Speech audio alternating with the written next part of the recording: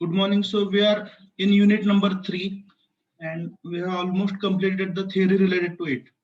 So these two methods, that is analytical method and graphical method for analysis of frames, today we are going to discuss, and then we'll switch to the MCQs.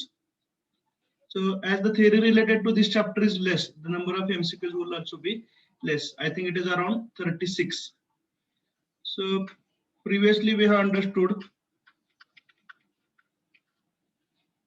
what is meant by member, what is meant by joint. So member is a slender, what we can say, rod or pipe, and the point at which the members are connected is called as joint. So M indicates number of members and J indicates number of joints.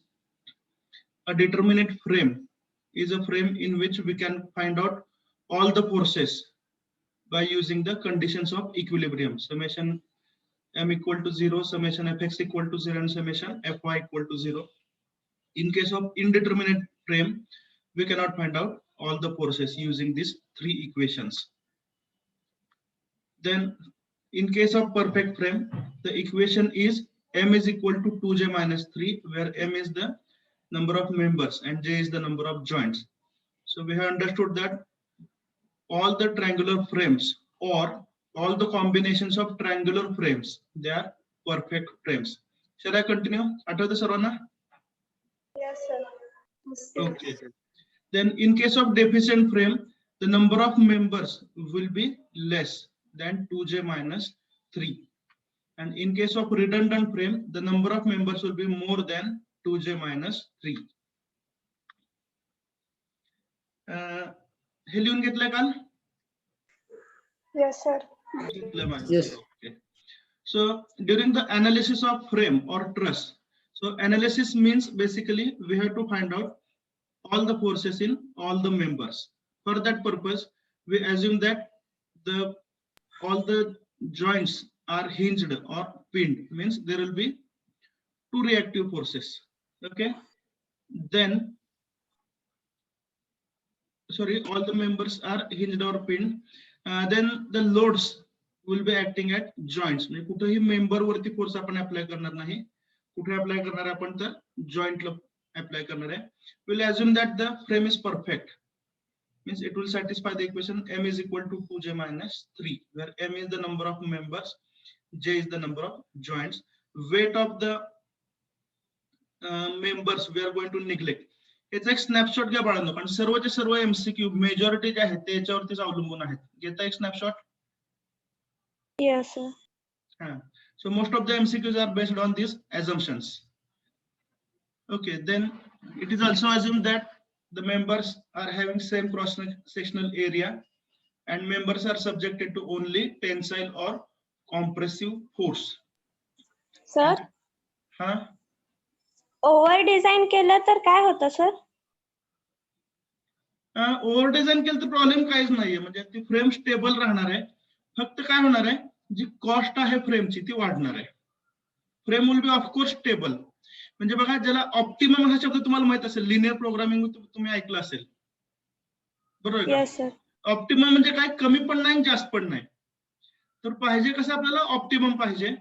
Over design म्हणजे काय असतं, तर त्याला आपण redundant frame म्हणलं तर number of members हे 2j minus 3 किंवा जे तुमचं आयडियल नंबर ऑफ मेंबर्स आहेत त्यापेक्षा जास्त राहतात. फ्रेमचं थोडंसं वेट वाढतं, जे आपण अनालिसिस मध्ये कन्सिडरच करत नाही, आणि कॉस्ट वाढते, एवढंच. Otherwise the frame will be stable. Redundant frame will be stable. आणि जर नसेल तर काय नसेल तर डिफिशन फ्रेम मध्ये असं असेल तर डिफिशियंट फ्रेम हे ऑफकोर्स अनस्टेबल आहे ना, आपण पाहिले की कालच. डिफिशियंट फ्रेम मध्ये काय लिहिलं होतं आपण, तर याच्यामध्ये नंबर ऑफ मेंबर्स हे कमी असतात and these frames cannot retain their shape. हे लिहून घेतलंय काल आपण. म्हणजे ह्या डिस्टॉर्ट होणार आहेत. याच्यावर जर तुम्ही लोड अप्लाय केला तर यांचं अशा प्रकारे डिफॉर्मेशन वगैरे होऊ शकतं, कारण नंबर ऑफ मेंबर्स कमी आहेत, म्हणजे स्ट्रेंथ कमी राहणार आहे. हे कशामध्ये झालं, डिफिशियंट फ्रेम मध्ये.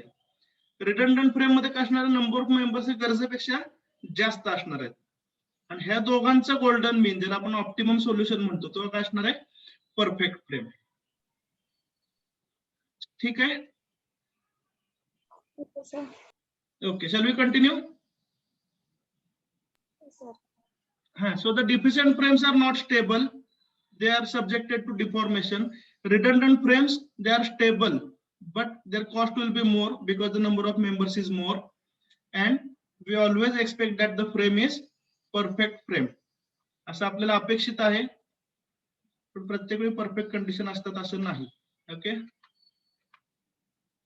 So these are the assumption. सांगा assumption काय काय आहेत, कारण सगळे MCQ याच्यावरतीच आहेत. एंड्स कसे आपण अज्युम करतोय? हिंज्ड. ओके. फोर्सेस कुठे अप्लाय करतात? मेंबर वरती का जॉईंट वरती? सर्वांनी बोला. Joint. इक्वेशन कोणते सॅटिस्फाय करते परफेक्ट फ्रेम? -2j-3. मेंबरचं सेल्फ वेट आपण कन्सिडर करत नाही. त्याच्यानंतर फोर्सेस जे ऍक्ट होतात ते कसे असतात? ऍक्सियल असतात, म्हणजे आयदर टेन्साइल ऑर कॉम्प्रेसिव्ह. ठीक आहे. याच्यामध्ये अजून एक ऍड करू शकतो. टेन्साइल फोर्स हा विथ रिस्पेक्ट टू जॉईंट कसा असतो? Away from the joint. आठवतंय? Tensile force with respect to joint will be acting away from the joint. आणि कॉम्प्रेसिव्ह फोर्स कसा असेल?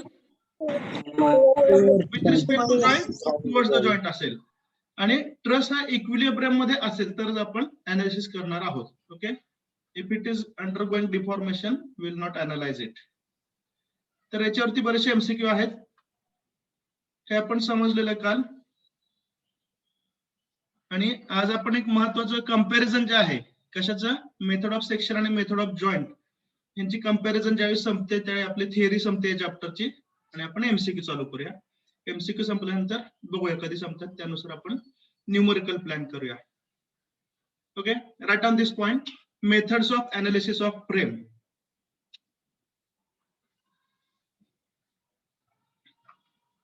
रेकॉर्डिंग चालू आहे ना? हो. Yes sir.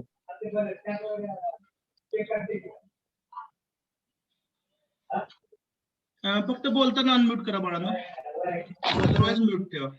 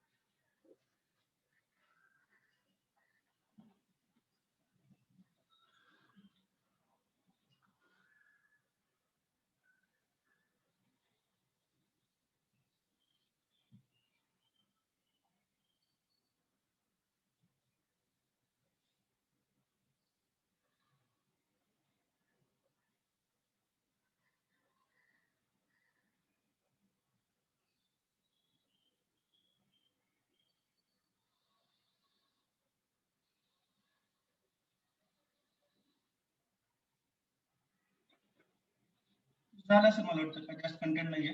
चल we continue. Yes sir. Yes, sir. Okay.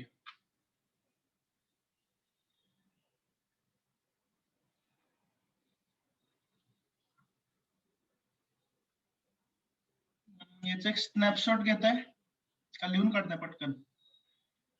काढते. हा, लिहा म्हणजे काय होईल, न्यूमेरिकल सोडवताना फायदा होईल याचा. मला वाटतं आधी लिहून घ्यावं, म्हणजे एक्सप्लेन करताना थोडा तर तुम्हाला रेफरन्स लागेल. Is it fine? Yes, sir.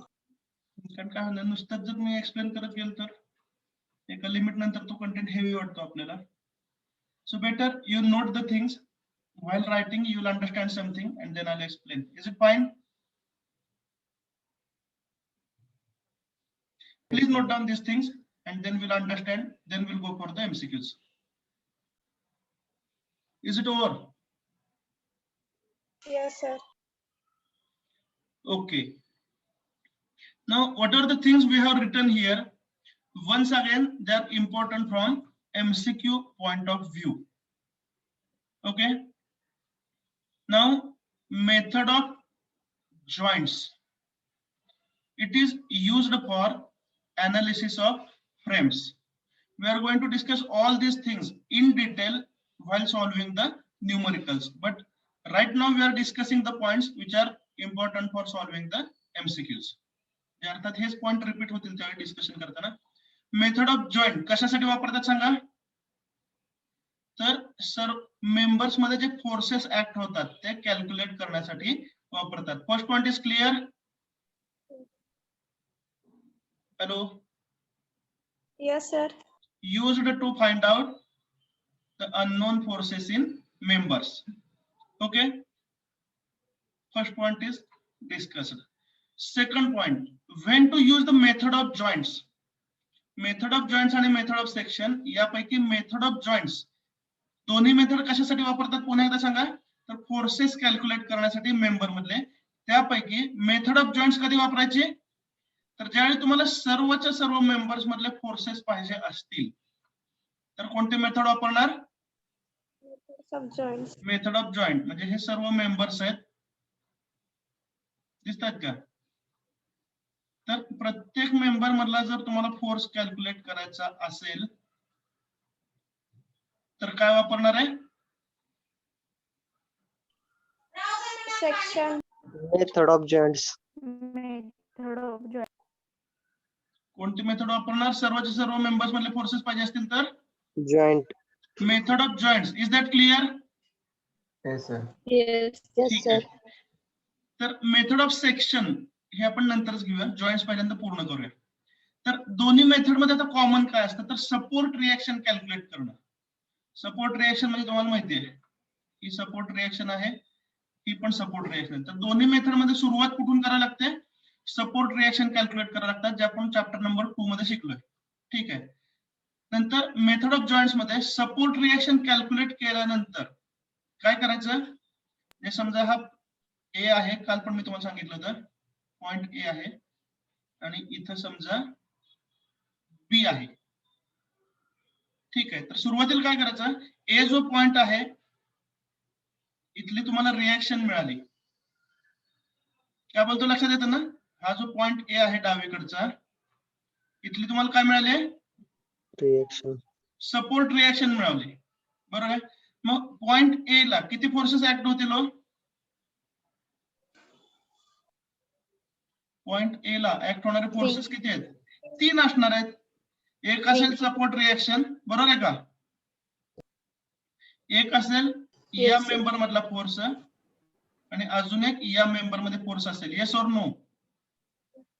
Yes, sir. Yes, sir. 3 member पैकी एक आपण कुठला मिळाला असं म्हणतोय. सपोर्ट रिएक्शन आर मिळाली बरोबर आहे का. म्हणजे अननोन किती राहिले हो.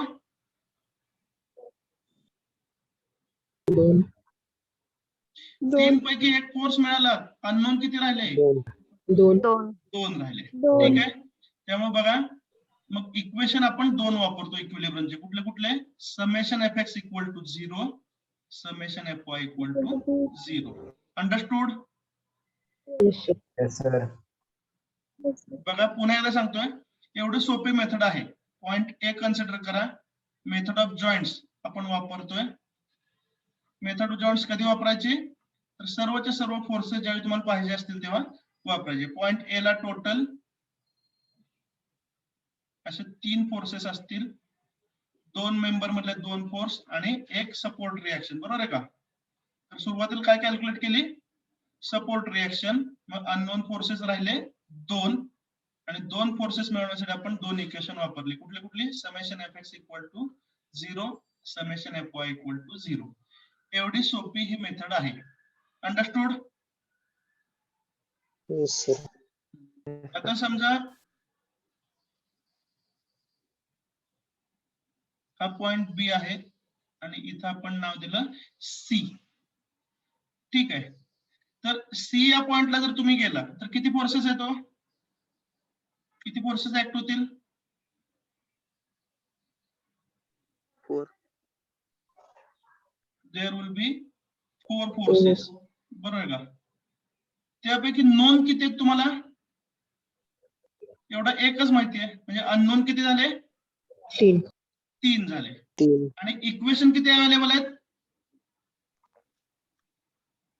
2च आहेत ना. Summation F x equal to 0 आणि summation F y equal to 0. Understood or not? त्यामुळे आता सी चं अनालिसिस करायचं नाही. Understood or not? Yes sir. मग पुढचं जॉईंट सर्च करा. पुढचा जॉईंट आहे समजा डी. डी मधून किती फोर्सेस ऍक्ट होत आहेत? 3 ऍक्ट होतात. त्यापैकी नॉन फोर्स कुठला आहे? एफ ए डी हा नॉन फोर्स आहे ना. Yes sir. F A D हा माहित असलेला फोर्स आहे का नाही? मगाशीच कॅल्क्युलेट केला आपण सुरुवातीला. येस. मग अननोन किती राहिले? हा एक अननोन राहिला, बरोबर आहे का? आणि हा दुसरा अननोन. पुन्हा एकदा इक्वेशन किती माहिती तुम्हाला? 2. Summation F x equal to 0, summation F y equal to 0. ठीक आहे. कन्क्लुजन बघा. हे जे आता सगळं सांगितलं ह्याचं कन्क्लुजन बघा. तर सुरुवात कुठून करायची आहे? सपोर्ट रिएक्शन काढून. आणि कोणता जॉईंट घेणार अनालिसिस साठी? तर जिथं अननोन किती आहेत? 2. अंडरस्टूड? प्रोसिजर काय पुन्हा एकदा सांगा. सुरुवातीला काय कॅल्क्युलेट करणार? Support reaction. सपोर्ट रिएक्शन काढणार. आणि अनालिसिस साठी कोणता जॉईंट घेणार? जिथं किती अननोन आहेत? 2. आणि इक्वेशन कुठले अवेलेबल आहे? 2. Summation F x equal to 0, summation F y equal to 0. असं तुम्ही उजवीकडे सरकत जावा. प्रत्येक जॉईंट सिलेक्ट करताना तिथं अननोन 2 असावे. 2 इक्वेशन वापरायचे. Summation F x equal to 0 हा एक अननोन देईन. Summation F y equal to 0 हा दुसरा अननोन देणार आपल्याला. Is that clear? Yes sir. तर मग शेवटचा पॉइंट काय सांगतो बघा. The number of unknown forces in each joint should be 2. जो जॉईंट तुम्हाला अनालिसिसला घ्यायचा आहे त्याच्यामध्ये अननोन फोर्सेस किती असावे? 2 असावे. कमी असले तर चालतील, पण जास्तीत जास्त किती असावे? 2. अंडरस्टूड? Yes sir. चला समरी सांगा पट. Method of joints when to use. 2 unknown काढण्यासाठी. Finding all the members. All method of members. Joints वापरतो आपण all the unknown forces calculate करण्यासाठी. प्रत्येक मेंबर मधला फोर्स जर कॅल्क्युलेट करायला सांगितला असेल तर कोणती मेथड वापरणार? Method of joints. समजतंय? Yes sir. Yes sir. Analysis याच्यामध्ये आपण कशाचं करतो? जॉइंटचं करतो, आता सांगितल्याप्रमाणे. बरोबर आहे? येस. नेक्स्ट सुरुवातीला काय फाइंड आउट करायला लागतं आपल्याला? Support reaction. Support reaction. आणि त्यानंतर असा जॉइंट सिलेक्ट करा जिथं अननोन किती असतील? 2 or less than 2. 2 असतील किंवा 2 पेक्षा कमी. आणि इक्वेशन कोणती वापरणार? Summation Summation F F summation F x equal to 0, summation F y equal to 0. हा आपलं नेहमीच तसं फ्लो चार्ट असतो प्रॉब्लेम सॉल्व्हिंगचा लॉजिकल. हा तयार झालाय. अंडरस्टूड? Yes sir. चला याच्या कंपॅरिझन मध्ये आपण शिकूया मेथड ऑफ सेक्शन्स. नाव सेक्शन म्हणजे काय आपल्याला माहितीये? बायोलॉजी मध्ये आपण शिकलेलो आहे, बरोबर आहे की नाही? वर्टिकल सेक्शन, लॉन्जिट्युडिनल सेक्शन, बरोबर ना? Yes sir. मराठी मीडियम मध्ये शिकलं असलं तर उभा छेद, आडवा छेद, बरोबर आहे ना? बरोबर आहे. So to take a section means to cut the object. What is the meaning of section? Section करणं म्हणजे काय? ऑब्जेक्टला कट करणं, बरोबर आहे का? पण हे ट्रसेस ज्या ठिकाणी आपण वापरतो तिथं फिजिकल कटिंग शक्य आहे का हो? म्हणजे ब्रिज वरती गेला आणि कर्वतीन ब्रिज कापत बसलाय, बरोबर ना? असं प्रॅक्टिकली शक्य नाही. किंवा रूफ आहे आणि रूफच्या वरती गेला आणि कट करत बसलाय, तर ट्रस हा फिजिकली कट करायचा नाही. तर मेथड ऑफ सेक्शन मध्ये तुम्हाला काय करायचं आहे? The truss is assume to be cut. त्या ट्रसला आपण कट केलंय असं अज्युम करायचंय. अंडरस्टूड? ओके. म्हणजे आता ही डायग्राम पहा आपली. ठीक आहे. तर ओरिजिनल फ्रेम कशी होती सांगा? असं काहीतरी इथं डावीकडे एक ट्रायंगल आहे, बरोबर आहे का? त्याच्यानंतर काय असणार आहे इथं?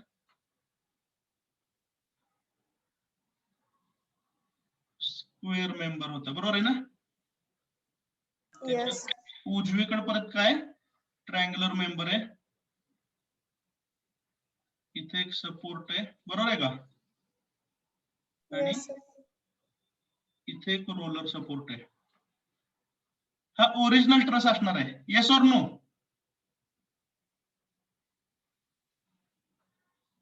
आवाज लॅग होतोय का, ऐकू येत नाही का? येतोय सर. येतो ना, मग येस नो काय तर बोला ना. ओरिजिनल ट्रस असा असेल, can you imagine? Yes. Yes sir. Okay. आता काय केलं आपण, तर त्या ट्रसला असं कट केलंय, असं इमॅजिन केलं. We assume that or we imagine that the truss is cut. ठीक आहे, मग कट केल्यानंतर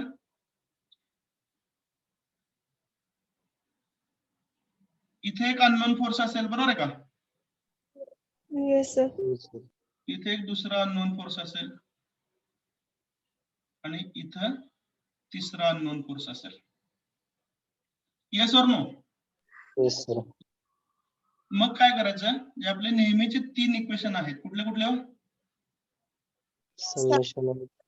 Summation fx equal to 0, summation fy equal to 0 and summation m equal to 0. 3 equation 3 unknown नेहमीप्रमाणे. काय नवीन शिकलो का? काहीच नवीन नाही.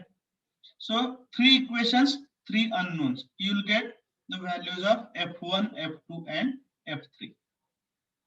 ठीक आहे, पण याच्यामध्ये बघा कंडिशन काय आहे, तर मेथड ऑफ सेक्शन हे नॉर्मली आपण मोठ्या ट्रस्ट साठी वापरतो, ज्याच्यामध्ये नंबर ऑफ मेंबर्स खूप आहेत, आणि जर तुम्ही नंबर ऑफ जॉईंट वापरायचे म्हटलं तर वापरू शकता, but that will be hectic. कारण मेथड ऑफ जॉईंट मध्ये आपण काय करतो, प्रत्येक मेंबर मधला फोर्स कॅल्क्युलेट करतो. डावीकडची मेथड बघा, जॉईंट्स मध्ये काय करतो आपण, we find out the forces in all the members. But if the truss is too big, एखादा ट्रस जर खूप मोठा असेल तर मेथड ऑफ जॉईंट्स ही हेक्टिक होते, खूप वेळ जातो. मग बऱ्याच वेळेला आपला इंटरेस्ट असतो की बाबा ठराविक 3 मेंबर आहेत महत्वाचे कुठले तरी, त्यांच्यामध्ये फोर्स किती ऍक्ट होतो एवढं समजा तुम्हाला पाहिजे, त्यावेळी कोणती मेथड वापरायची? Method of sections. So read the second point. Method of section कधी वापरायची? सर ते हा बोला. Summation M is equal to 0 कुठल्या पॉइंटला घेता येतं तिथं? ते प्रॉब्लेम सोडवताना सांगतो, आणि पहिल्या आणि दुसऱ्या चॅप्टर मध्ये आपण असं डिस्कस केलंय की जिथं मॅक्सिमम अननोन आपले इलिमिनेट होतात तिथं मोमेंट घ्यायचं. ठीक आहे, सध्या आपण काय पाहतोय बाळा, फ्लोचार्ट पाहतोय, प्रोसिजर पाहतोय. न्यूमरिकल सोडवताना ह्या गोष्टी जास्त डेप्थ मध्ये क्लिअर होतील. सध्या आपण काय पाहतोय, फक्त फ्लोचार्ट किंवा लॉजिक पाहतोय. 3 इक्वेशन 3 अननोन, एवढं लक्षात आलं? हा, कारण बऱ्याचशा गोष्टी तुमचं डाऊट बरोबर आहे, पण ते ठराविक व्हॅल्यूज घेतल्याशिवाय त्या गोष्टी क्लिअर होणार नाहीत. तर नॉर्मली मुवमेंट आपण कुठे घेतो सांगा, where we can eliminate the maximum number of unknowns, अशा ठिकाणी मुवमेंट आपण घेतो. ठीक आहे, चला कंटिन्यू. Yes sir. ओके, तर समजा एखाद्या ट्रस्ट मध्ये नंबर ऑफ मेंबर्स जास्त आहेत आणि समजा तुम्हाला फक्त 3 मेंबर मधलेच फोर्सेस कॅल्क्युलेट करायला सांगितलेले आहेत, त्यावेळी मेथड कोणती वापरणार?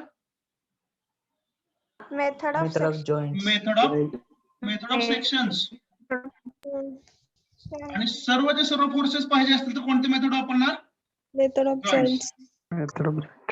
ठीक आहे, मेथड ऑफ जॉईंट मध्ये आणि सेक्शन मध्ये कॉमन काय आहे? सपोर्ट रिएक्शन काढणं, हे कॉमन आहे.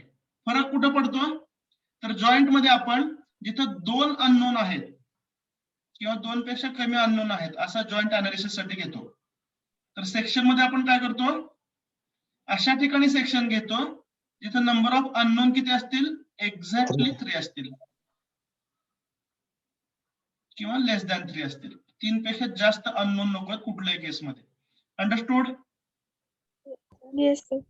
So this is about method of joints and method of section. हे आपण बघितलेलं आहे MCQs point of view. Okay, shall we revise? सांगा, method of joints, method of section, दोघांमध्ये कॉमन काय? मी तिसऱ्या चौथ्यांदा रिपीट करतो बरं ना, एमसीक्यू चुकायला नको अजिबात. Method of joints, method of section, common काय? Support. Used for finding the unknown forces in members. दोन्ही मेथड ह्या अननोन फोर्स कॅल्क्युलेट करण्यासाठी वापरल्या जातात. ही झाली सिमिलॅरिटी. अजून काय सिमिलॅरिटी आहे? तर दोन्ही ठिकाणी सुरुवात कुठून करायला लागते? सपोर्ट रिएक्शननी. Is that clear? Yes, sir. ठीक आहे. आता डिफरन्सेस. जॉईंट मध्ये आपण काय करतो? तर फोर्सेस जॉईंट जे आहेत तिथले फोर्सेस कन्सिडर करतो, बरोबर आहे का? प्रत्येक जॉईंट वरचे फोर्सेस आपण कन्सिडर करतो. तर सेक्शन मध्ये काय करतो?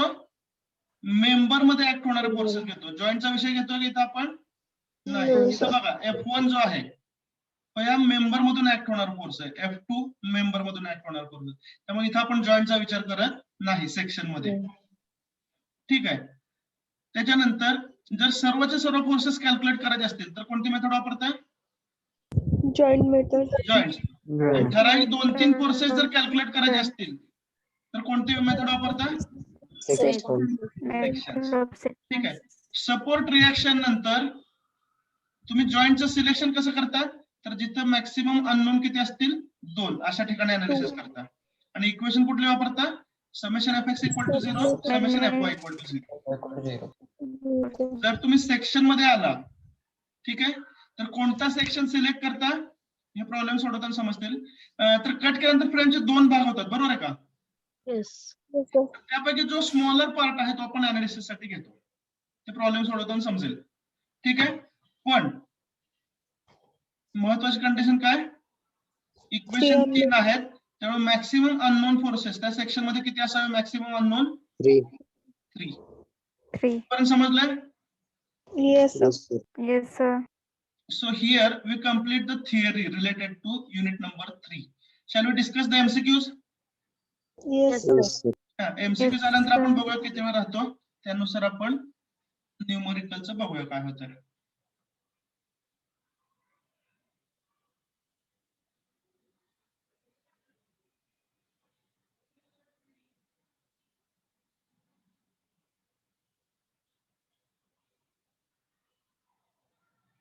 So we are in the MCQs of unit number 3. Read the first question.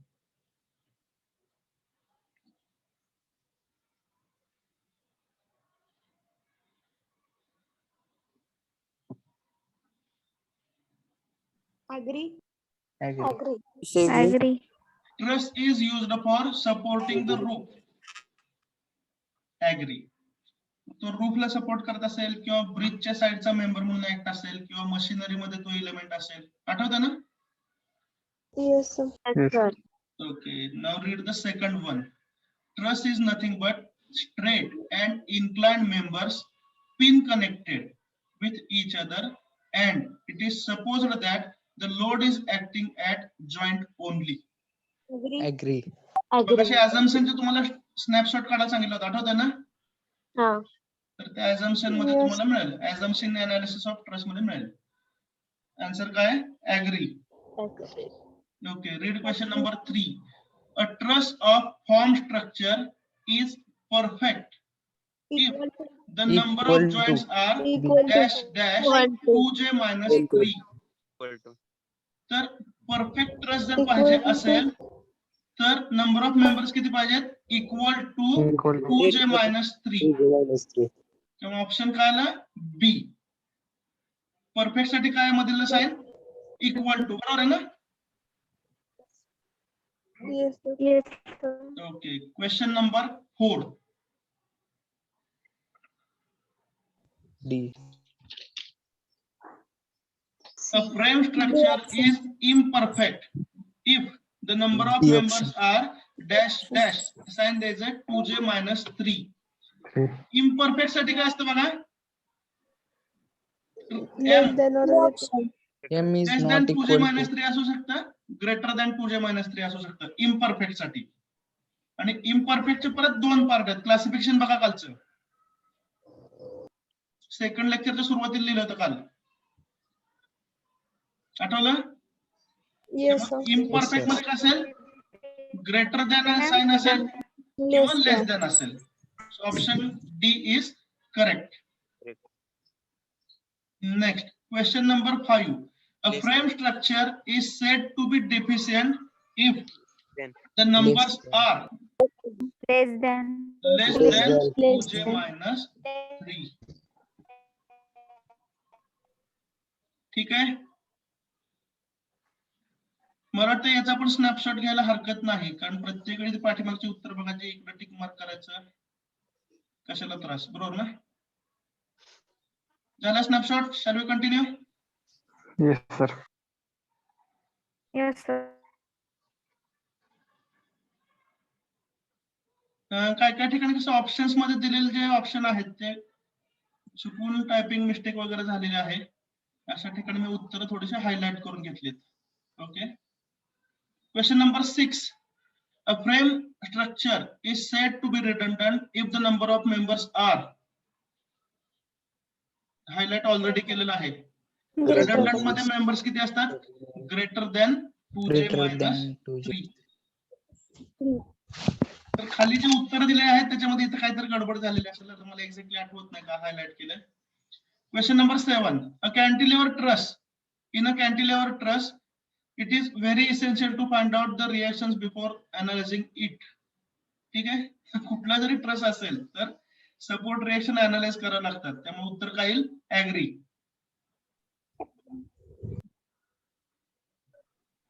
Question number 8. A frame structure of triangular shape is. Perfect. It has to be a perfect structure.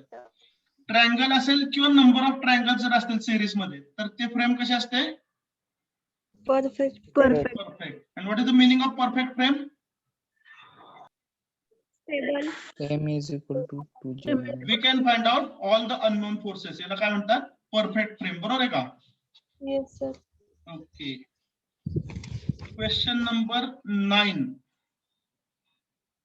Method of section आलं बघा आत्ताच. लिहून घेतलं ना differences? Yes sir. सगळे याच्यावरचे question आहेत आता.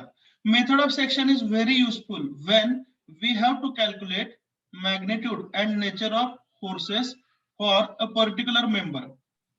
ठराविक मेंबर साठी जर तुम्हाला फोर्सेस कॅल्क्युलेट करायचे असेल तर मेथड ऑफ सेक्शन वापरतात. Is it true? No. Yes Yes, sir. मित्र 4-5 वेळा सांगितलं, आता परत नो म्हणणार काय करायचं मी. Question number 10. सर्वच्या सर्व फोर्सेस कॅल्क्युलेट करायचे असेल तर मेथड ऑफ जॉइंट्स, आणि ठराविक फोर्सेस कॅल्क्युलेट करायचे असेल तर मेथड ऑफ सेक्शन. इंग्लिश मध्ये ट्रान्सलेट करतो. If you want to find out all the forces in all the members, use method of joints. If you want to find out only 2 or 3 unknown forces, use method of sections. Is that clear? Yes, sir. Yes, sir. Question number 10. Method of section is very useful when we have to झाले काय? Repeat झाले. Yes sir. Nice, sir. थोडं बदललंय मी question.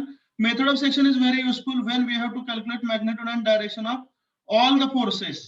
तर याचं उत्तर काय आहे? Disagree. कारण all the forces साठी काय वापरतो आपण? Method of joints. Method of joint.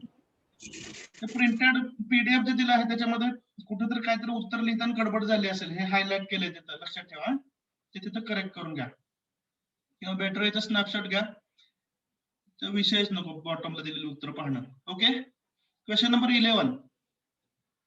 All the steel trusses of bridge, one end is roller and other is hinged.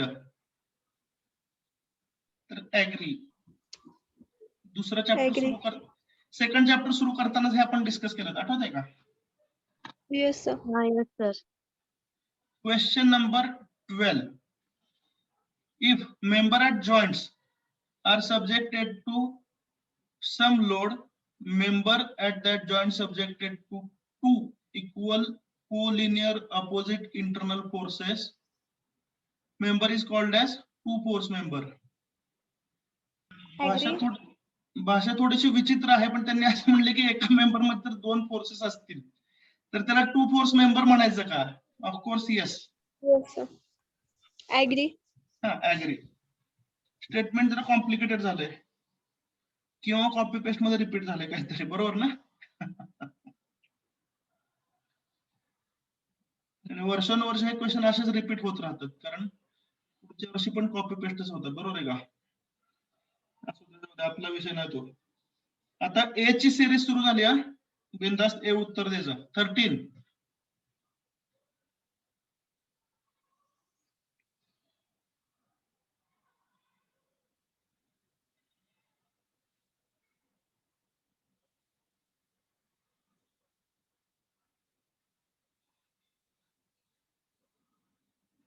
Agri. Agri. Statement थोडस कॉम्प्लिकेटेड बनवलेलं आहे, ठीक आहे. तर याच्यामध्ये साधारण त्यांना काय म्हणायचं आहे क्वेश्चन नंबर 13 मध्ये, एखादी जर रिडंडंट फ्रेम असेल, ठीक आहे, आणि त्याच्यामध्ये एक्स्ट्रा मेंबर जर यूज केलेला असेल आणि त्याच्यामध्ये फोर्सेस ट्रान्समिटच होत नसतील एक्स्ट्रा मेंबर मध्ये, तर त्या मेंबरला झिरो फोर्स मेंबर म्हणायचं का? Have you understood the question? Yes, sir. एखादी रिडंडंट फ्रेम आहे, त्याच्यामध्ये एखादा एक्स्ट्रा मेंबर आहे आणि त्याच्यामध्ये फोर्सेस ट्रान्समिट होतच नसतील, तर त्याला काय म्हणणार आपण? Zero force member. उत्तर काय असेल? ऍग्री. 13A. स्नॅपशॉट घेत आहे. Yes sir. Question number 13 is over.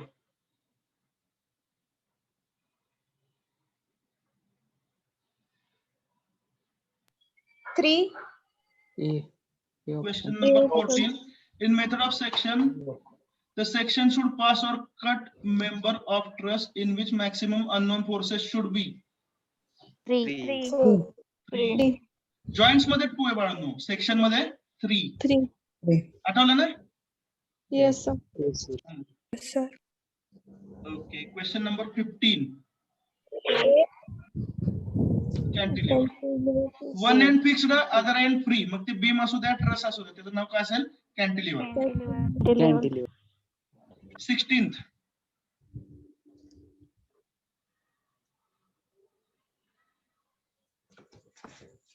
A. A. Agree. Agree. In frame, weight of the members unless mentioned considered as weightless and the load acts at joint only. तर हे आपल्या assumption मधलंच आहे, त्यामुळे उत्तर काय असेल? Agree. 17. Agree. Agree. Agree. In a truss, all the members of truss are pin connected and all the members are two force member. Two force member म्हणजे कसं? Equal and opposite. लक्षात आलं का? ते आपण काय डिस्कस केलं? Answer is agree. 18th. C. The space diagram of frame structure must have all the space diagram म्हणा किंवा व्हेक्टर डायग्राम म्हणा किंवा फ्री बॉडी डायग्राम म्हणा, तर त्याच्यामध्ये आपल्याला काय काय दाखवावं लागेल? प्रत्येक जॉईंट साठी लोड दाखवावं लागेल आणि सपोर्ट रिएक्शन पण दाखवावं लागतील. त्यामुळे उत्तर काय असेल? Both A and B. Analysis साठी सगळ्याच फोर्सेस पाहिजेत ना. Question number 19.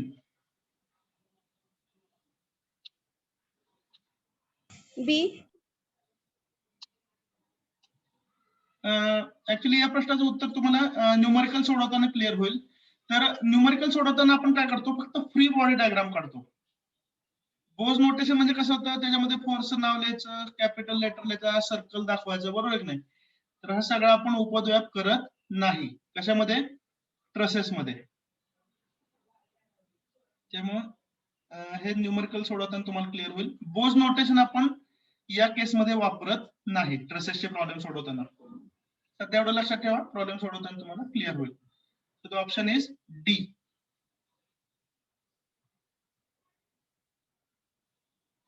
Agri. In a vector diagram, if 2 points coincide, then force in a member represented by 2 letters is 0. Agri. अर्थ सांगा काय?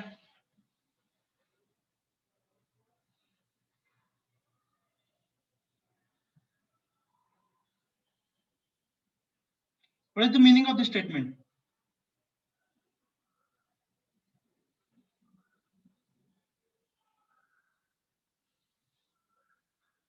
summation of x is equal to 0, summation of y is equal to 0. नाही नाही नाही तेच मी विचारतो. Agree is the right answer, but we should try to understand ह्या स्टेटमेंटचा अर्थ काय हे समजलं पाहिजे आपल्याला. याच्यामध्ये असं म्हणलंय की एखादा समजा हा ट्रायंग्युलर स्ट्रक्चर आहे किंवा फ्रेम आहे. इथं समजा पॉइंट ए आहे, बी आहे आणि सी आहे. आणि हे समजा अजून एक स्ट्रक्चर आहे डी ई एफ. ठीक आहे. आणि तुम्ही जर इमॅजिन केलं की बी टू डी समजा आपण जॉईन केलंय, म्हणजे ओव्हरलॅप झाले बी आणि डी पॉइंट, समजतंय ना. म्हणजे उजवीकडची फ्रेम आणून ओव्हरलॅप केली त्याच्यावरती आणि ई हा पॉइंट समजा सी बरोबर ओव्हरलॅप केला, तर बी टू डी ऍक्ट होणार फोर्स किती असेल? याचं उत्तर काय किती असेल? 0 असणार आहे. Yes or no? तर दोन जॉईंट ओव्हरलॅप केले, समजतंय ना. Yes, sir. तर त्या दोन पॉइंट मधलं डिस्टन्स 0 झालं, म्हणजे मध्ये मेंबरच नाही, बरोबर ना.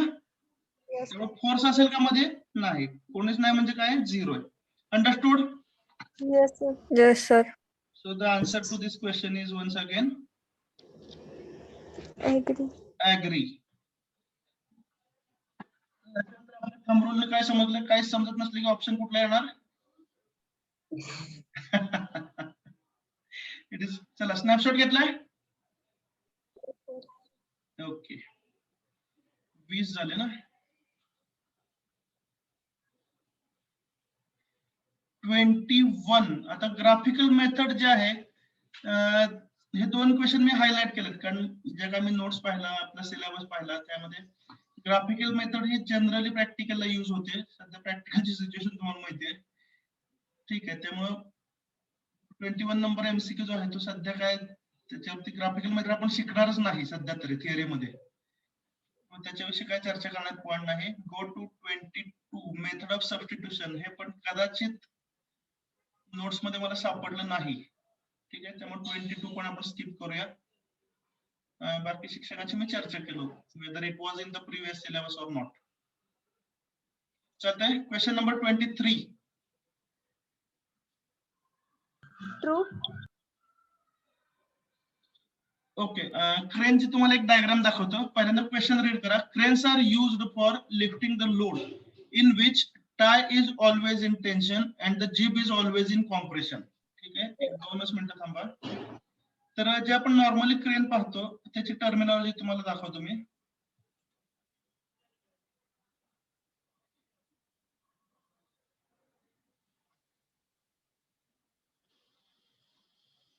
स्क्रीन दिसते? No, sir. Yes. Yes, sir. आता दिसते ना method of joint, method of section? Yes, sir. Okay. आता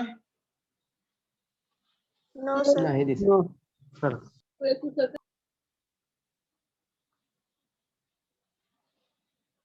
is it visible? Yes, sir. Yes, sir. आहे ना. ठीक आहे. सो याच्यामध्ये तुम्हाला क्रेनचं टर्मिनॉलॉजी दाखवायची आहे म्हणून पीपीटी मध्ये गेलो आपण. एवढे प्रॉब्लेम तयार आहेत आपल्याकडे. Okay. Whether jeep and crane experiment दिसतंय सर्वांना? Yes, sir. हा. Yes, तर sir. याच्यामध्ये बघा क्रेनचं नॉर्मल स्ट्रक्चर जे आहे ते दाखवलंय. तर हा जो व्हर्टिकल पिलर असतो क्रेन मधला तो इथं आहे. ठीक आहे. समजलं का? नेक्स्ट हा वरचा जो मेंबर असतो इन्क्लाइन तो इथं दाखवलाय. त्याला काय म्हणतात? टाय म्हणतात. ठीक आहे. आणि इथं अजून एक आर्म, म्हणजे इथं समजा तुम्ही वेट वगैरे असं काहीतरी अटॅच केलं असं गृहीत धरा. ठीक आहे. तर इथून ते इथपर्यंत जर तिसरा मेंबर वापरला असेल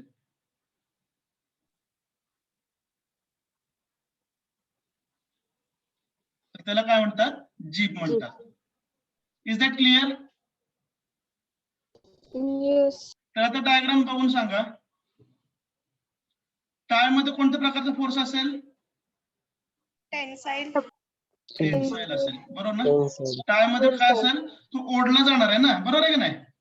येस सर त्यामुळे टाय मधला फोर्स असेल टेन्साईल, आणि हे वजन जे आहे ते डाऊनवर्ड ऍक्ट होते, बरोबर आहे का? येस ह्या सर W चा कॉम्पोनंट जर तुम्ही इकडे घेतला, W कॉम्पोनंट असेल की नाही, येस सर तर तो जीप मध्ये ऍक्ट होतोय. तो ऑफकोर्स कसा असेल? कॉम्प्रेसिव्ह. Is it understood? तर जीप क्रेन म्हणून एक एक्सपेरिमेंट आहे सिलेबस मध्ये. काय सारखं सारखं तेच बोलायला नको. एक्सपेरिमेंटची सिच्युएशन आपल्याला माहिती आहे. बाकी सब्जेक्टच्या एक्सपेरिमेंटचं काय चालू केलं का कोणी?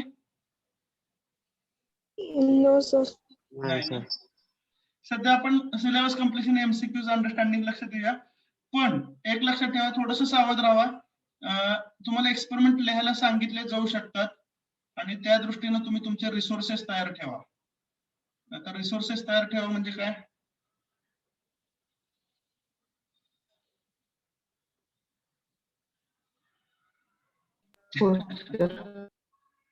किती झाले हो? क्रेन पर्यंत आलो ना आपण? 23. Yes Okay, so answer should be agree.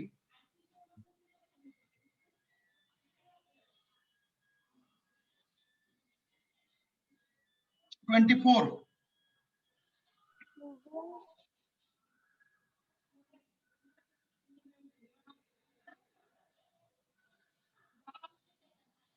If the shape of a string is parabola, Option B. it implies that it is subjected to. ठीक आहे, तर याचा प्रश्नाचा अर्थ आधी समजून घ्या.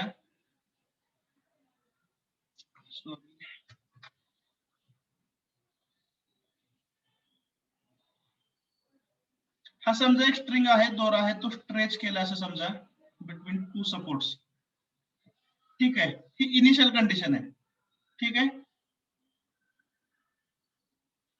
आणि त्याच्यावरती समजा आपण लोड अप्लाय केला, त्याचा शेप कसा झाला? पॅराबोलिक. तर कोणत्या प्रकारचा लोड अप्लाय केला असेल? युडीएल UFL. UVL. VL. Varying load. UFL. Uniformly varying load.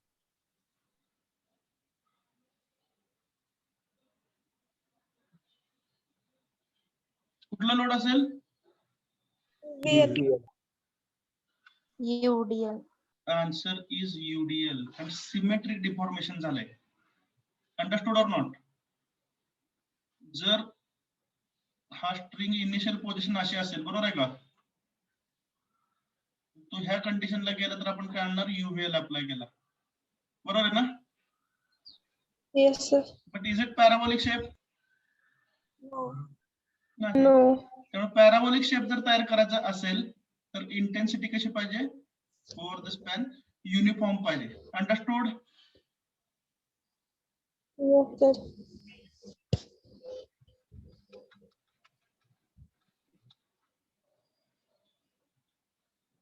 25.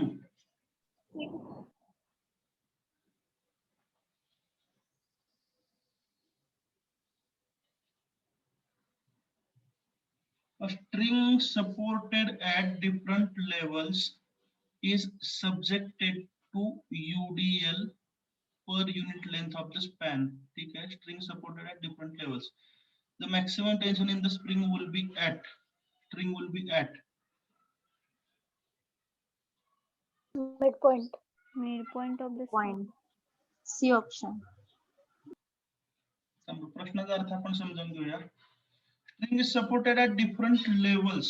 म्हणजे हा एक दोरा घेतलाय आणि त्याला सपोर्ट कुठे केलं? वेगवेगळ्या लेवलला सपोर्ट दिला असं अझ्युम केलं. असं त्यानं मिनिंग आहे सेंटेन्सचं? येस सर मग काय विचारलंय? The maximum tension will be at. Midpoint ह्या प्रश्नाचं उत्तर बघा. ठीक आहे, एक समजा असं डबल बार आहे, रॉड आहे, त्याला आपण लोंब काढतोय, बरोबर आहे का? येस सर आणि कोण तर आपले फ्रेंड्स एक जण हाताला ओढतोय, एक जण पायाला ओढतोय, तर मॅक्सिमम टेन्शन कुठे येईल? पायाला हाताला येईल, पाया येईल, का एकदम टॉपला येईल?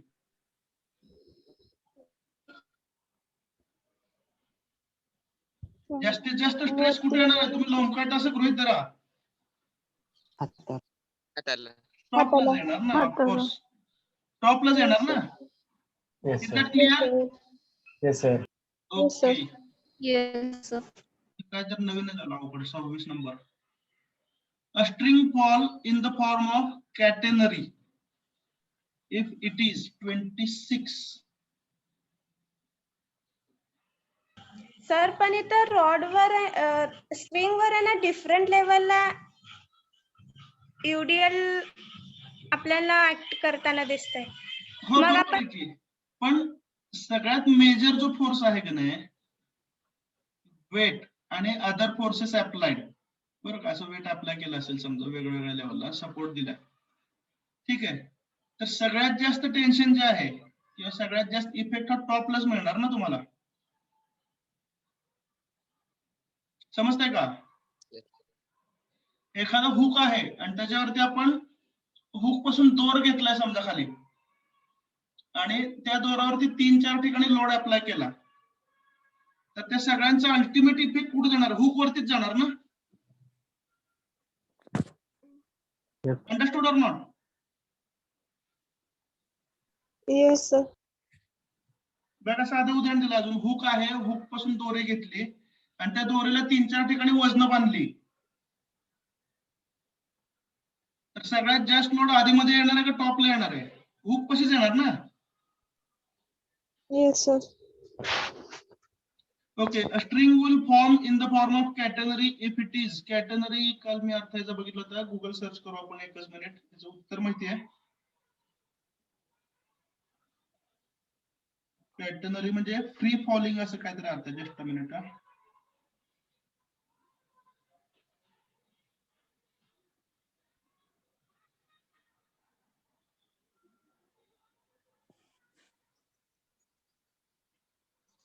Okay, I'll tell you the dictionary meaning of catenary. A curve formed by a wire, rope or chain hanging freely from the points that are not in the same vertical line.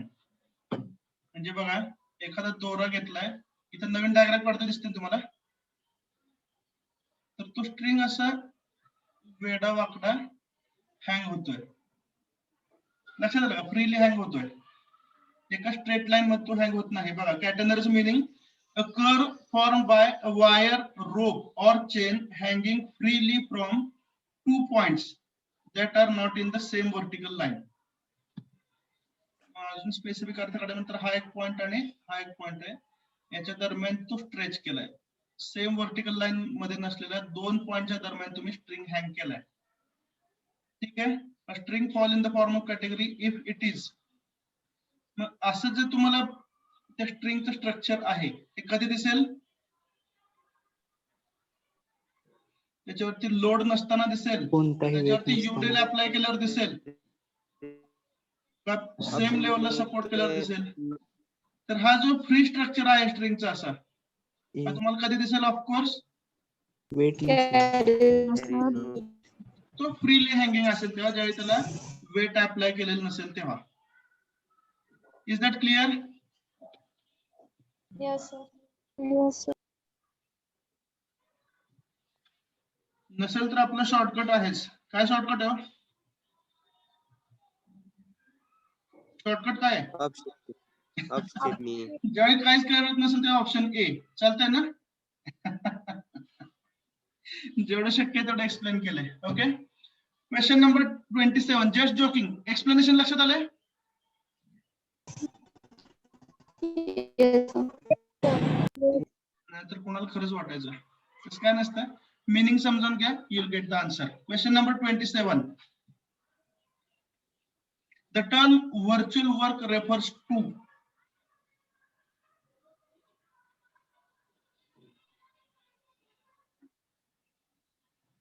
बी. बी. तर virtual work हे actual work असू शकत नाही, त्यामुळे option A गेला. बरोबर आहे का? Virtual work B. Done by virtual forces हे पण असू शकत नाही, कारण आपण ऍक्च्युअल सिस्टीम इक्विलिब्रियम मध्ये घेतो. व्हर्च्युअल वर्क आठवत आहे ना? ऍक्च्युअल सिस्टीम घेतो आणि ती मूव्ह झाली, डिस्प्लेस झाली असं आपण इमॅजिन करतो, त्यामुळे सिस्टीम ऍक्च्युअल असते. बरोबर आहे ना? त्यामुळे फोर्सेस पण ऍक्च्युअल असतात. Understood or not? Hello. Yes, sir. So which option is correct? B. B. Virtual work म्हणजे काय होतं? ऍक्च्युअल सिस्टीम ही व्हर्च्युअली डिस्प्लेस झाली असं आपण इमॅजिन करतो. Understood or not? Yes, sir. Okay. Question number 28. A. Agree. Principle of virtual work is applicable for the bodies which are in equilibrium. तर of course Agree. By definition ते तसंच आहे, त्यामुळे आपण काय करणार? ऍग्री करणार. स्नॅपशॉट घेताय? Yes, sir. Okay.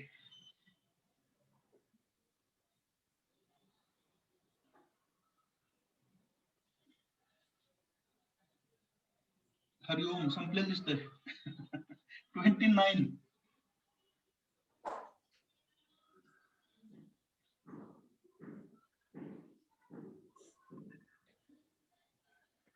The principle of virtual work can be applied for all types of Possible displacement. Possible displacement. म्हणजे सिस्टीम इक्विलिब्रियम मध्ये आहे बरं का, आणि त्याला थोडस डिस्प्लेस केलं असं आपण इमॅजिन करतो, त्याच्यामुळे ते डिस्प्लेसमेंट कोणत्या प्रकारचे असणार आहे? पॉसिबल डिस्प्लेसमेंटच असणार आहे. भले ती इमॅजिनरी असेल बरं का, but it should be possible. So what will be the answer? A. A. A. Displacement imaginary जरी असले तर ते प्रॅक्टिकली पॉसिबल पाहिजे. Question number 30. The principle of virtual work cannot be applied for finding out reactions at beam carrying simultaneously point loads and UDL.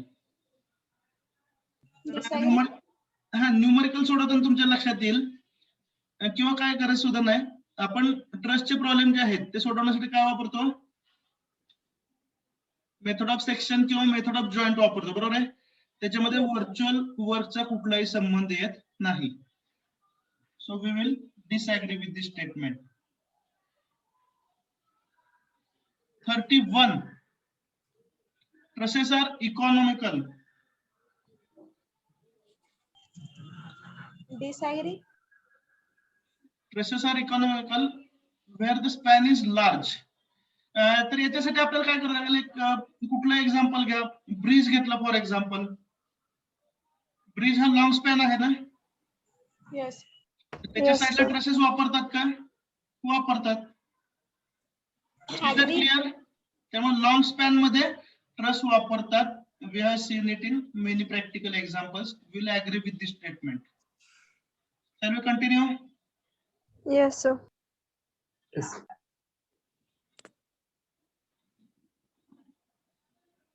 32. B option. To solve a Yeah. truss by the method of joints, the number of unknown at a joint should not be More than B. 2. Less than. More than 3. Me highlight केलंय बघा yellow colour मध्ये शेवटी, ते वाचत त्याच्यानुसार उत्तर ठरेल. More than 2. More than 2. Option B. हा. बघा सॉल्व्ह करण्यासाठी कंडिशन काय? तर अननोन किती पाहिजे? 2 किंवा 2 पेक्षा कमी पाहिजेत, बरोबर का? Yes, ते sir. किती नसायला पाहिजेत असं विचारलंय, तर 2 पेक्षा जास्त नसायला पाहिजे. Understood or not? Yes, sir. Yes, sir. असायला किती पाहिजे जॉईंट्स मध्ये अननोन? 2 दोन. किंवा 1, बरोबर ना? मग प्रश्न काय विचारला पाहिजे आहे? नसायला किती पाहिजे? तर 2 पेक्षा जास्त नकोय. Understood? Yes, sir.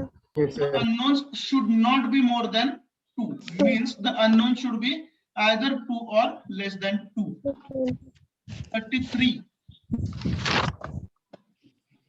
Imperfect. Imperfect. Redundant Imperfect. frame is redundant frame he deficient असू शकत नाही, परफेक्ट असू शकत नाही. So it has to be perfect. किंवा सोप्या भाषेत म्हटलं तर redundant frame and अजून कुठले हो? Deficient frame.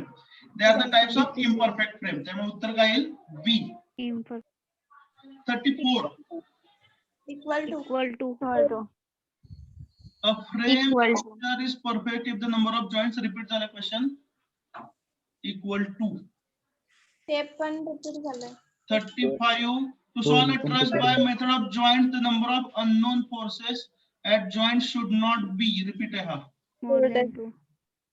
36. A frame structure is imperfect if the number of joints, if the number of members are D. Either B and C. D option. last option ना, last D. option. Yes. Yes. Imperfect मध्ये greater than किंवा लेस than असतात, तेव्हा दोन्ही बरोबर आहे, म्हणजे काय ऑप्शन डी. ओके, स्नॅपशॉट घ्या.